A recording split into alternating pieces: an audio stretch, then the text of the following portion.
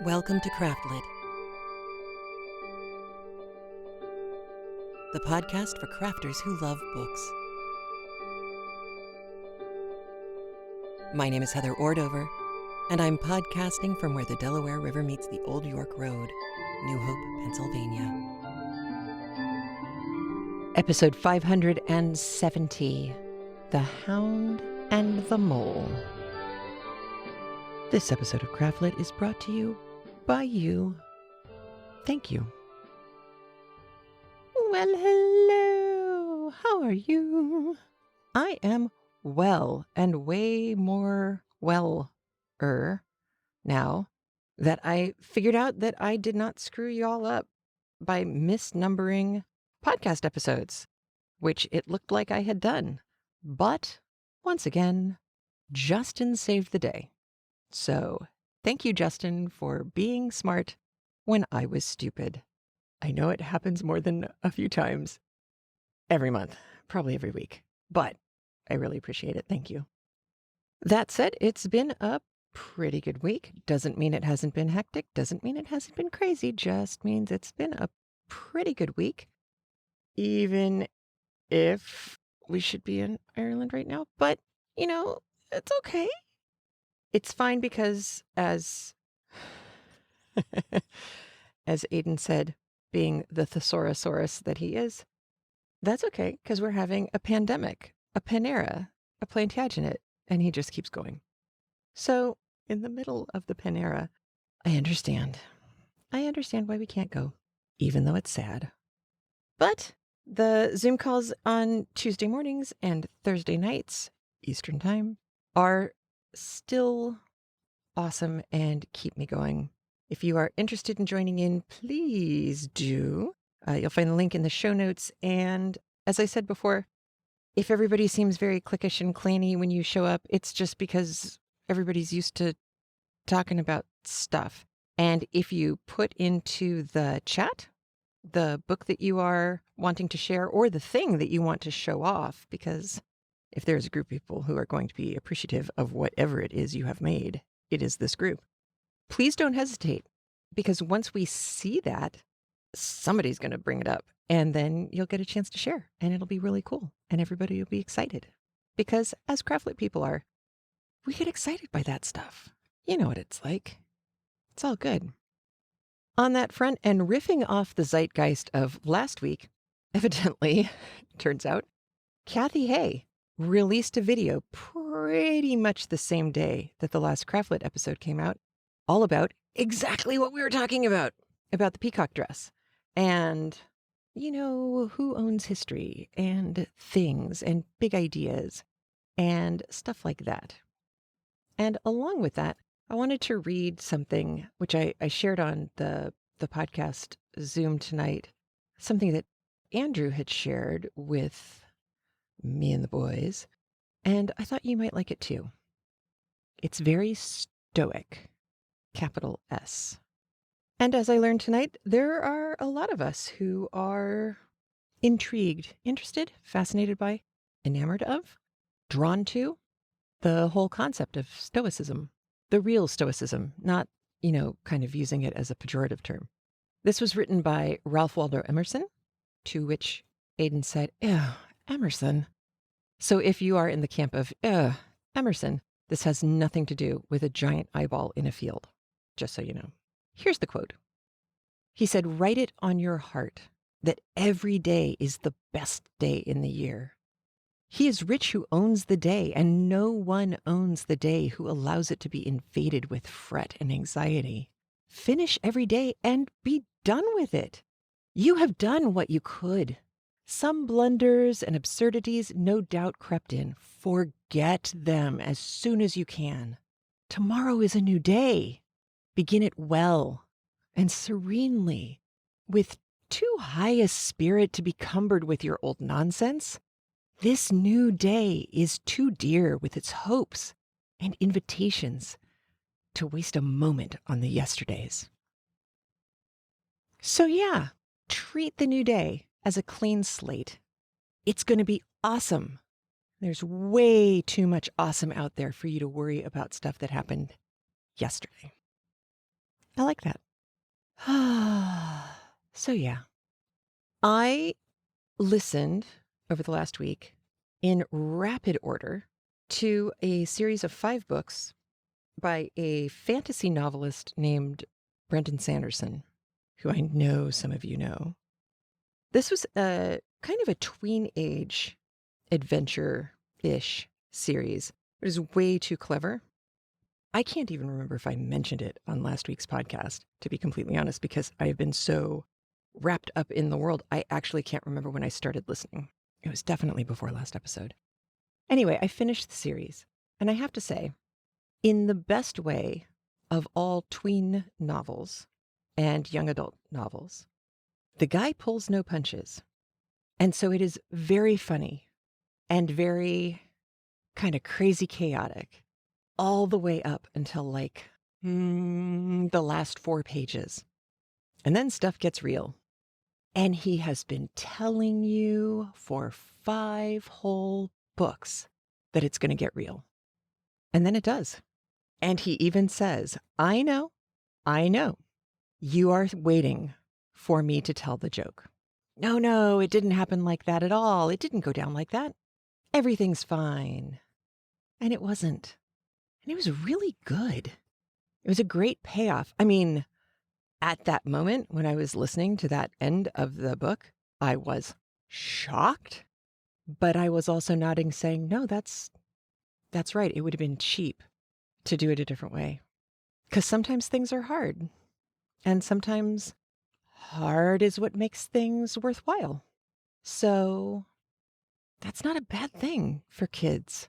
And it is definitely a tween, 12, 13 age book. Wouldn't necessarily go any younger. I would probably listen to it first, or better, listen to it with the kids. Honestly, I would listen to it with the kids because it's just hilarious, but also very clever and extremely well done. At least one of the books, it's been released as a full cast production. I listened to the beginning of it after having listened to Ramon de Ocampo do a spectacular job of being funny and snarky and heartbreaking and heartwarming all at the same time. He is a marvelous voice actor. And so when I got to the voice cast, which was the version of the 5th book that was free on my library audiobook account, mine is Hulu. I know a lot of people have Libby.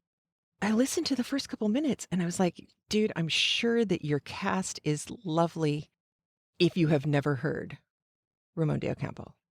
If you've heard him, you just kind of can't go back. So I had to hunt it down because the 5th version is in fact read by this particular voice actor who has done pages and pages worth of books on Audible. I will link out to his playlist, and wow. Yeah, he's good. And I was very, very glad that I went and found his version of that last book, particularly because of the ending. So just to let you know, if you're interested in listening to it with some kids, find his versions. I will put the link in the show notes for episode 570. And that, this week, brings us to our book. Today we have 2 chapters. I have 2 chapters for you. The Way Opening and The Will of a Millionaire. So it's kind of strange because the last words of the previous chapter, Mr. Gryce at Home, were the will. I forgot the will. And you will notice that this week's chapter, the next chapter, the very, very next chapter, does not start with a will. We don't get to it until the 2nd chapter. And it's kind of not even that big a deal because we know what's coming. There aren't any surprises in it. We have been told Mary's getting the money. Eleanor's getting shafted. That's all there is to it. It is a little bit more complicated than that, we do find out. And along with those complications, there are a couple of other things just to remind you of, because there are character names that we haven't heard often enough, I don't think, to have necessarily remembered who they are when we're in chapters 15 and 16. The first one is Mr. Veely. Mr. Veely is the lawyer who Mr. Raymond is standing in for. Something unfortunate happened to him. I think it was in Washington, D.C. See, I can't even remember exactly. Mr. Veely comes home, but he's still not doing too well. So The lawyer who should be handling this case is back in New York and recuperating. Eleanor and Mary don't seem to get along. They are going to physically separate from each other now that they kind of can, because their uncle is gone and they don't have to live in the house together. And I think that's everybody to remind you of. Mr. Harwell is the secretary who'd been working on the book for the no longer with us, Mr. Leavenworth. Oh, at one point in chapter 16, you will hear Mr. Raymond, our narrator, say, Miss Leavenworth walked in the door. At this point, that Miss Leavenworth is Mary. It's been implied all the way along, but it comes so far after references to where either of them are that I actually was confused and had to go back and make sure. So, just in case you would have been in the same boat, I'm telling you now. All right, let's go ahead and listen to chapters 15 and 16 of The Leavenworth Case, read for us by Kevin Green from LibriVox.org. The book written by Anna Catherine Green. Here we go.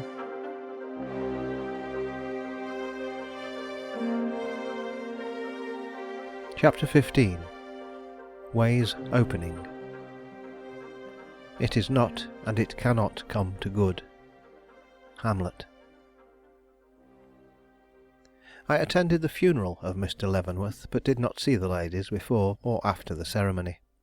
I, however, had a few moments' conversation with Mr. Harwell, which, without eliciting anything new, provided me with food for abundant conjecture.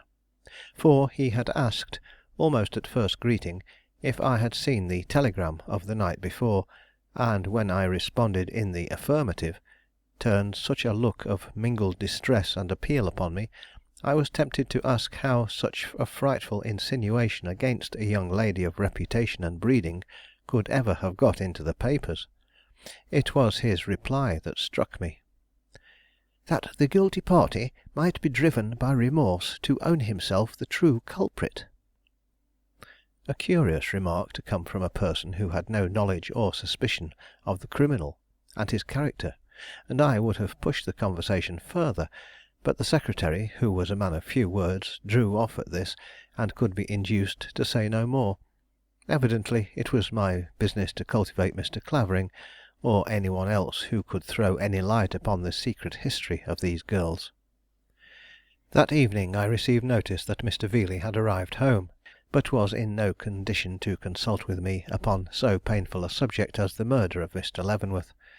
Also a line from Eleanor, giving me her address, but requesting me at the same time not to call unless I had something of importance to communicate, as she was too ill to receive visitors. The little note affected me. Ill, alone, and in a strange home, 'twas pitiful. The next day, pursuant to the wishes of Mr. Gryce, in I stepped into the Hoffman House, and took a seat in the reading room. I had been there but a few moments when a gentleman entered, whom I immediately recognized as the same I had spoken to on the corner of 37th Street and 6th Avenue. He must have remembered me also, for he seemed to be slightly embarrassed at seeing me, but recovering himself, took up a paper and soon became, to all appearance, lost in its contents, though I could feel his handsome black eye upon me, studying my features, figure, apparel, and movements, with a degree of interest which equally astonished and disconcerted me. I felt that it would be injudicious on my part to return his scrutiny, anxious as I was to meet his eye, and learn what emotion had so fired his curiosity in regard to a perfect stranger. So I rose, and crossing to an old friend of mine, who sat at a table opposite, commenced a desultory conversation, in the course of which I took occasion to ask if he knew who the handsome stranger was. Dick Furbish was a society man, and knew everybody. "Oh, his name is Clavering. He comes from London. I don't know anything more about him, though he is to be seen everywhere except in private houses. He has not been received into society yet. Waiting for letters of introduction, perhaps." A gentleman? "Undoubtedly." One you speak to? "Oh, yes. I talk to him, but the conversation is very one-sided." I could not help smiling at the grimace with which Dick accompanied this remark. Which same goes to prove," he went on, "that he is the real thing." Laughing outright this time, I left him, and in a few minutes sauntered from the room. As I mingled again with the crowd on Broadway, I found myself wondering immensely over this slight experience. That this unknown gentleman from London, who went everywhere except into private houses, could be in any way connected with the affair I had so at heart, seemed not only improbable but absurd, and for the first time I felt tempted to doubt the sagacity of Mr. Gryce in recommending him to my attention. The next day I repeated the experiment, but with no greater success than before. Mr. Clavering came into the room, but seeing me did not remain. I began to realize it was no easy matter to make his acquaintance. To atone for my disappointment, I called on Mary Leavenworth in the evening. She received me with almost a sister-like familiarity. "Ah!" she cried, after introducing me to an elderly lady at her side, some connection with the family, I believe, who had come to remain with her for a while. "You are here to tell me Hannah is found. Is it not so?" I shook my head, sorry to disappoint her. "No," said I, "not yet." "But Mr. Gryce was here to day, and he told me he hoped she would be heard from within 24 hours." "Mr. Gryce here?" "Yes. Came to report how matters were progressing. Not that they seem to have advanced very far."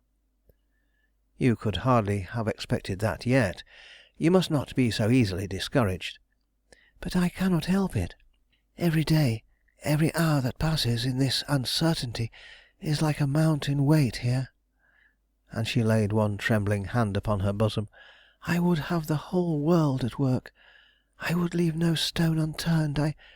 "What would you do?" "Oh, I don't know," she cried, her whole manner suddenly changing.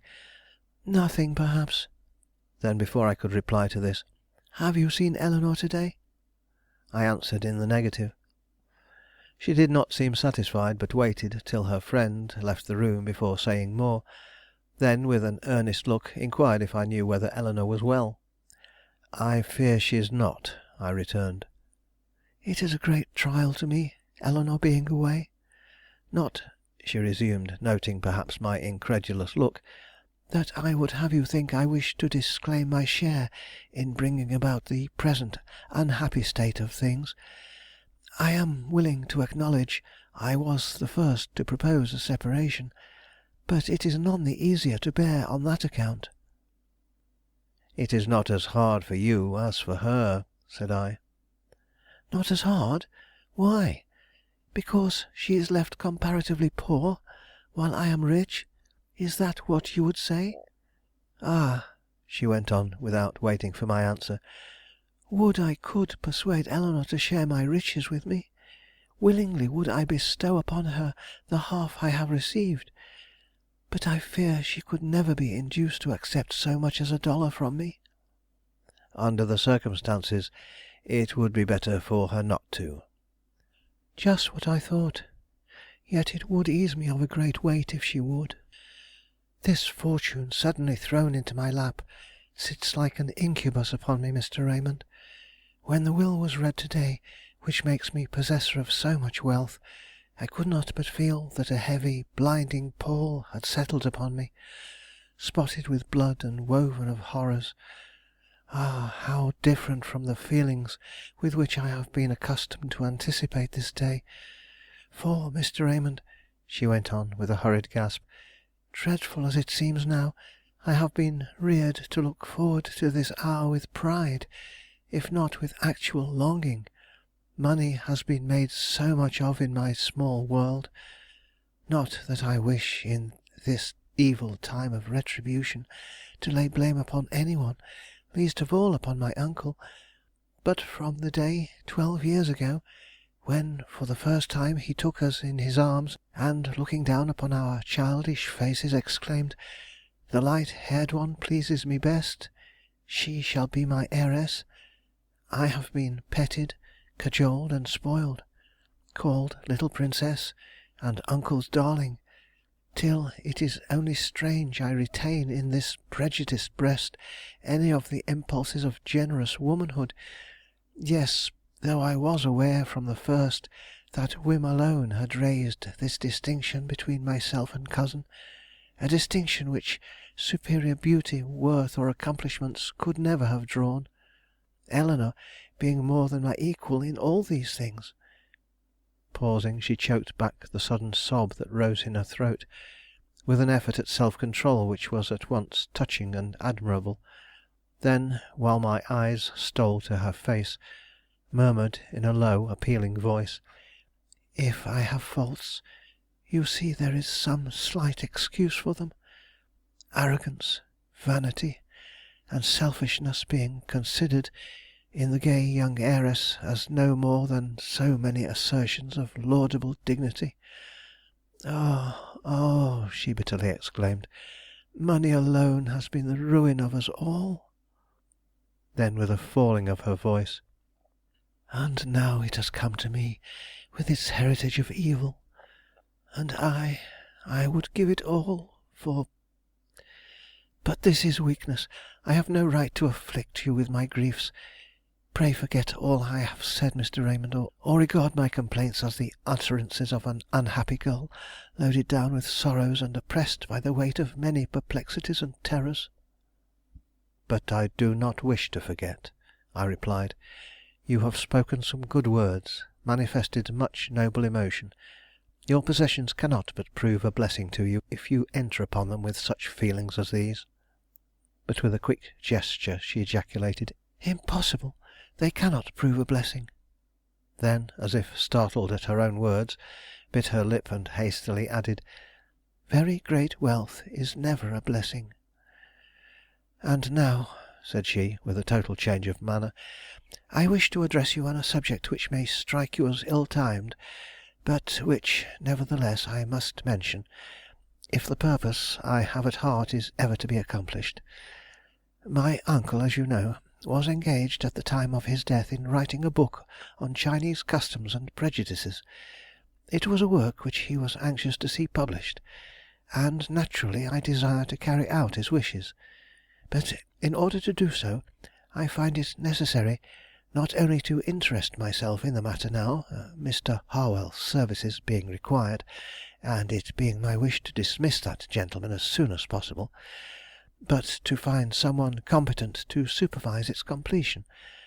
Now, I have been told, that you were the one of all others to do this, and though it is difficult, if not improper, for me to ask so great a favor of one who but a week ago was a perfect stranger to me, it would afford me the keenest pleasure if you would consent to look over this manuscript and tell me what remains to be done." The timidity with which these words were uttered proved her to be in earnest, and I could not but wonder at the strange coincidence of this request with my secret wishes, it having been a question with me for some time how I was to gain free access to this house, without in any way compromising either its inmates or myself. I did not know then that Mr. Gryce had been the one to recommend me to her favor in this respect, but, whatever satisfaction I may have experienced, I felt myself in duty bound to plead my incompetence for the task, so entirely out of the line of my profession, and to suggest the employment of some one better acquainted with such matters than myself, but she would not listen to me. "Mr. Harwell has notes and memoranda in plenty," she exclaimed, "and can give you all the information necessary. You will have no difficulty; indeed you will not." "But cannot Mr. Harwell himself do all that is requisite? He seems to be a clever and diligent young man." But she shook her head. "He thinks he can, but I know uncle never trusted him with the composition of a single sentence."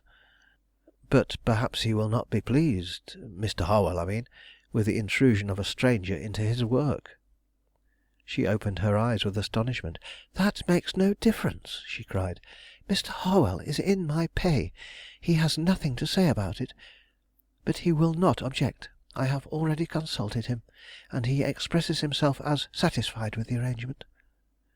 "Very well," said I. "Then I will promise to consider the subject. I can at any rate look over the manuscript and give you my opinion of its condition." "Oh, thank you," said she, with the prettiest gesture of satisfaction. "How kind you are! "And what can I ever do to repay you? But would you like to see Mr. Harwell himself?" as she moved towards the door, but suddenly paused, whispering, with a short shudder of remembrance, "He is in the library. Do you mind?" Crushing down the sick qualm that arose at the mention of that spot, I replied in the negative. "The papers are all there, and he says he can work better in his old place than anywhere else, but if you wish I can call him down." But I would not listen to this, and myself led the way to the foot of the stairs. "I have sometimes thought I would lock up that room," she hurriedly observed, "but something restrains me. I can no more do so than I can leave this house. A power beyond myself forces me to confront all its horrors, and yet I suffer continually from terror. Sometimes in the darkness of the night But I will not distress you. I have already said too much. Come."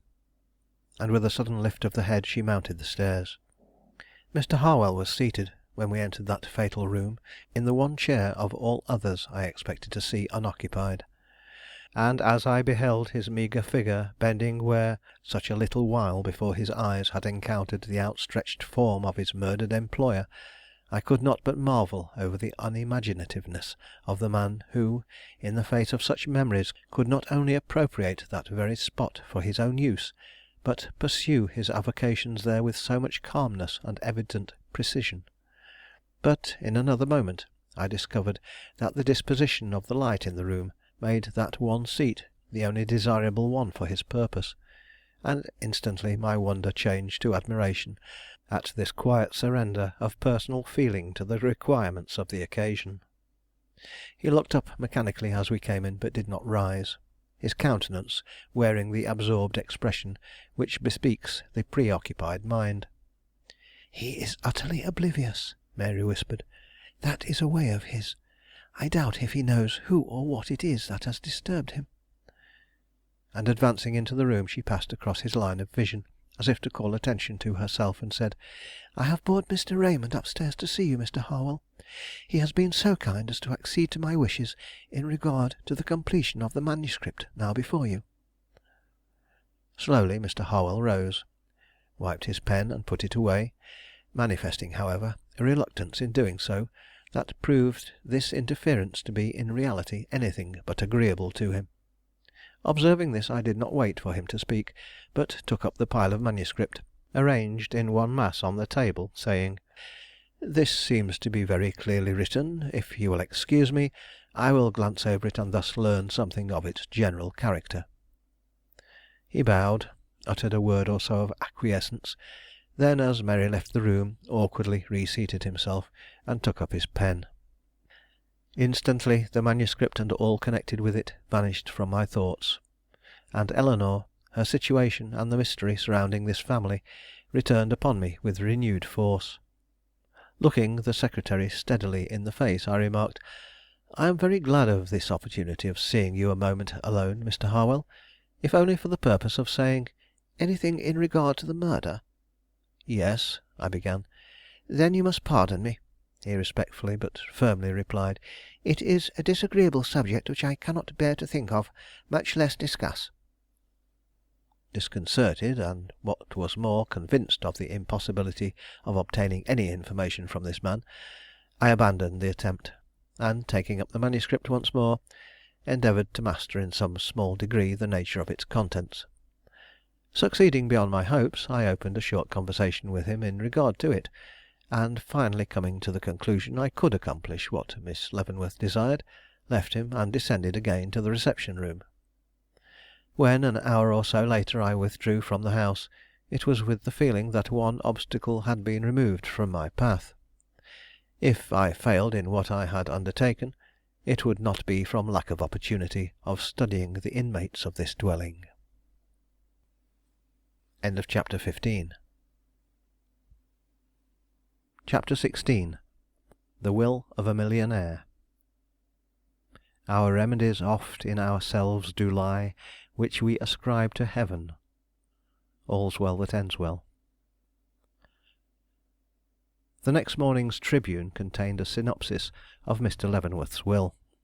Its provisions were a surprise to me, for, while the bulk of his immense estate was, according to the general understanding, bequeathed to his niece Mary, it appeared by a codicil, attached to his will some 5 years before, that Eleanor was not entirely forgotten, she having been made the recipient of a legacy, which, if not large, was at least sufficient to support her in comfort.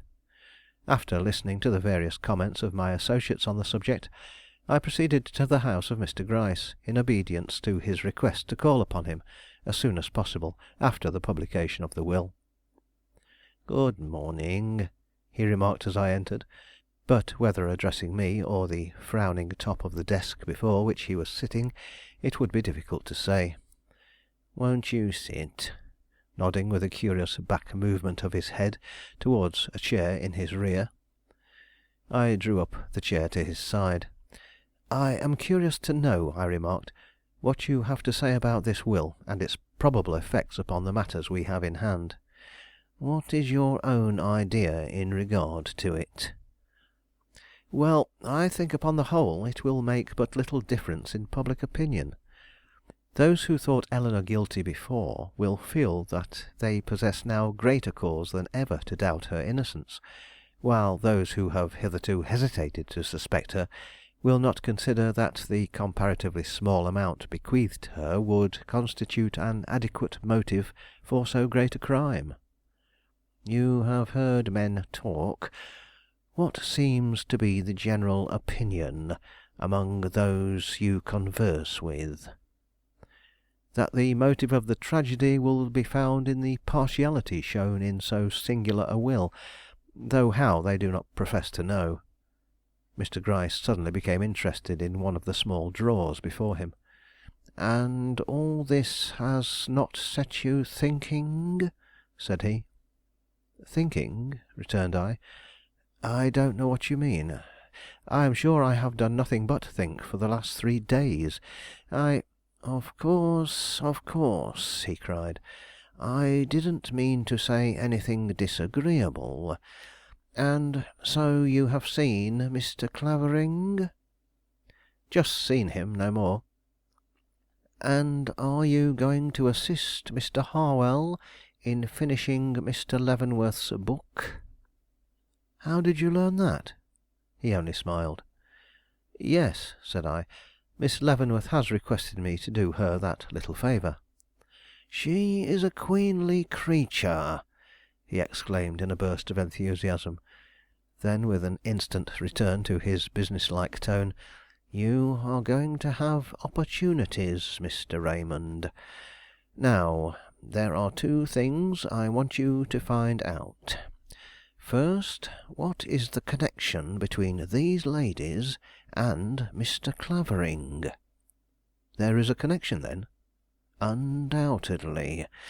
And, secondly, what is the cause of the unfriendly feeling which evidently exists between the cousins?" I drew back and pondered the position offered me. A spy in a fair woman's house. How could I reconcile it with my natural instincts as a gentleman?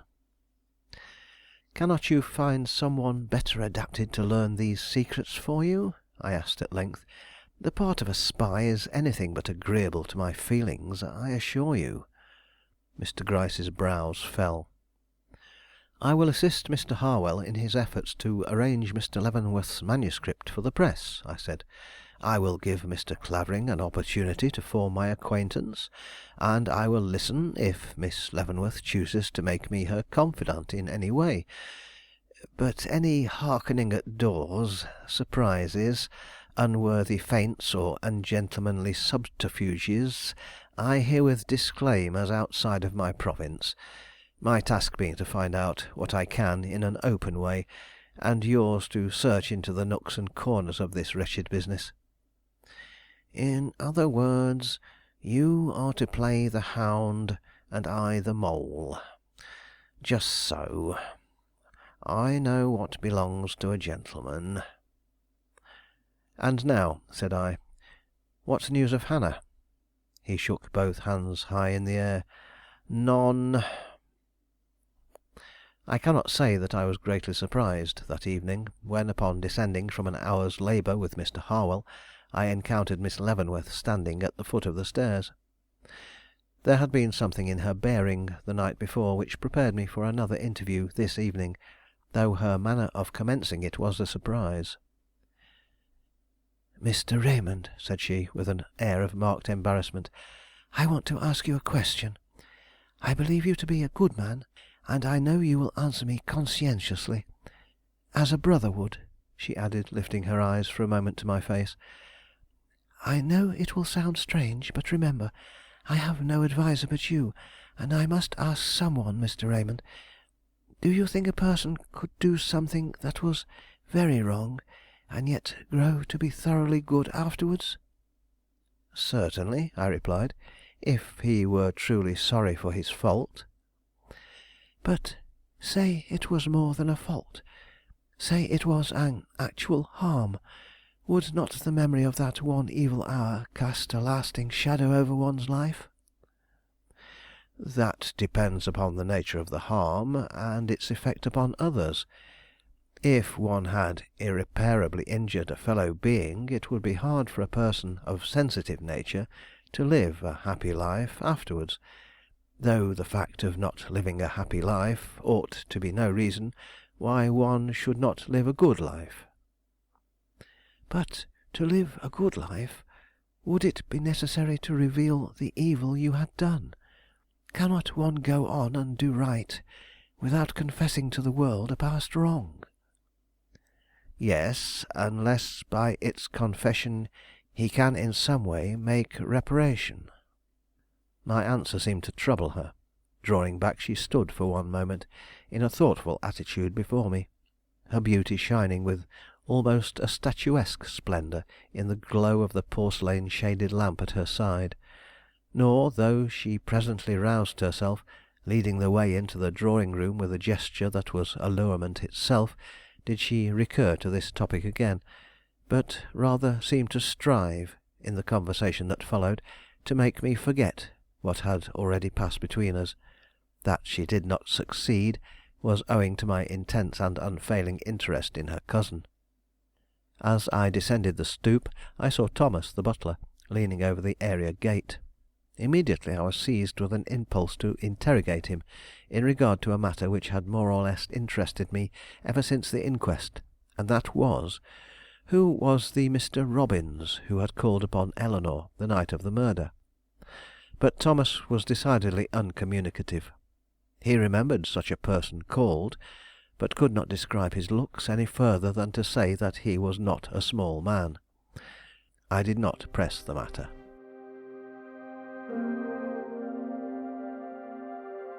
All right, so Eleanor has shipped off to stay with a friend she doesn't want to see, Mr. Raymond. She is also not so shafted. However, this is not necessarily helpful because now she's getting enough money that for some people, this would be a motive for murder, which is not great in her situation. So bummer for Eleanor. We have Mr. Clavering, who I love the guy Dick Furbish. He just seemed so smarmy and yicky, and I love the way Kevin Green reads him because the guy who kind of insinuates himself in with everybody, and he's kind of gross, and everybody knows him because he probably has a lot of money, and his parents know everybody too, and so I loved that he showed up at all. I also found it really interesting that, we found out a couple of things. Very great wealth is never a blessing, something that left Mary's lips, and Mary apparently can't get Eleanor to take any money off of her. So any of the money that Mary has been bequeathed, if she tried to give it to Eleanor, Eleanor would say, "Nuh-uh." That's interesting. So all of the motives that people have ascribed to them or anticipated from them, at least in this regard, don't seem to be paying out. This is very odd. We also learn a little bit more about how this whole thing started. As children, after their parents have been killed, Mary and Eleanor show up, and Mary is told by her uncle, "The light-haired one pleases me best," She shall be my heiress. Okay, that seems really, really weird and random, sure. But let's be honest. History is filled with moments like this where you look back and you read these accounts and think, really? That's why you did it? That's what you were thinking? Okay, man, I guess. But wow. All right. So it seems that he set up the house of cards that would eventually become his own demise, that the cards would cave in on him and take him with them. And it seems even more like something like that is going on when Mary talks to Raymond about the whole, if somebody did something really bad, could they still maybe be a good person? Framework. So that's going to rattle around inside Mr. Raymond's head for a while, I think. It's definitely going to rattle around in ours because there's something so suspicious and suspect about the fact of the question. And then Mary's not an idiot, so is she saying this to Raymond to throw him off another scent? We have no way of knowing at this point. But that was a weird conversation to have, especially with all the other stuff that's been going on around them. And then in chapter 16, we have Mr. Gryce asking Mr. Raymond if he can get himself in with Mr. Clavering and figure out what's going on between him and the girls. Because as Gryce said, there's definitely something there. And then also figure out what's going on between the girls. It's a very strange relationship they have, a very, very strange relationship that they have. And that is where we get the Hound, the guy who visibly goes snuffling around looking for information, listening to things, sniffing things out.